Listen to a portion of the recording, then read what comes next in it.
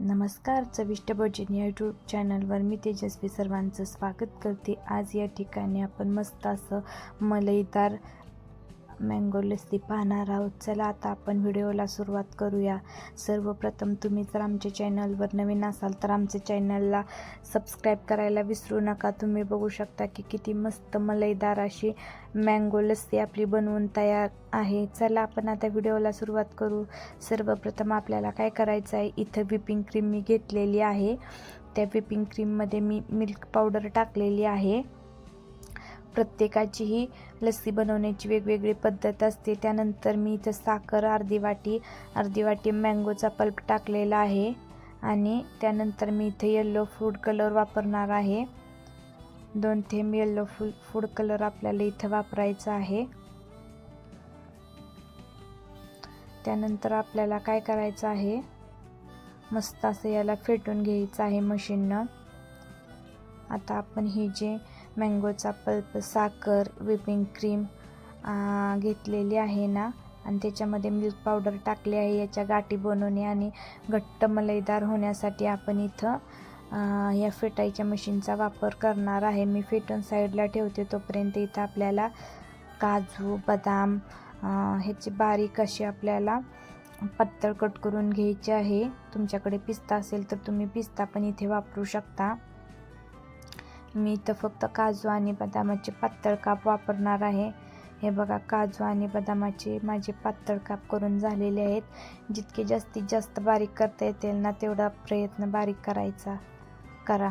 त्यानंतर इथं तोपर्यंत व्हिपिंग क्रीम, मिल्क पावडर, त्याच्यामध्ये मँगो पल्प आणि साखर टाकून मिक्स केलं होतं। त्यानंतर आंबटपणा येण्यासाठी मी इथं 2 चमचे दही वापरलेलं आहे। तुम्ही दही जास्त वापरू शकता, परंतु मला जास्त आंबट आवडत नाही, त्याच्यासाठी मी इथं कमी दही वापरलेलं आहे। त्यानंतर पुन्हा आपल्याला या मशीनने फेटून घ्यायचं आहे। त्याच्यामुळे काय होतं, याची कन्सिस्टन्सी थिक होते। तुम्ही बघू शकता किती छान अशी याची कन्सिस्टन्सी बनलेली आहे।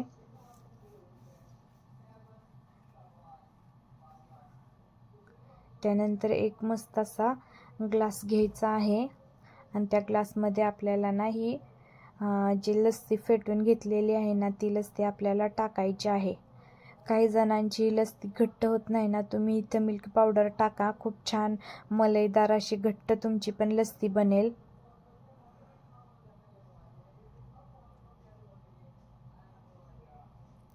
ही बघा, मी इथं या ग्लासामध्ये ही टाकलेलं आहे। थोडंसं टॅप करायचं आहे, त्याच्यामुळे ते व्यवस्थित असं सेट होईल।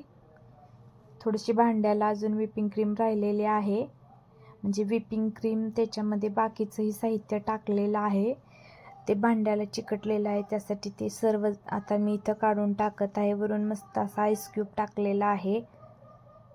त्यानंतर काजू, बदाम जे मी मस्त बारीक असे चॉप केलेले होते ना ते आपल्याला इथं मस्त गार्निशिंगसाठी वापरायचे आहेत। आणि नंतर मी पुदिन्याचं पान ठेवलेलं आहे।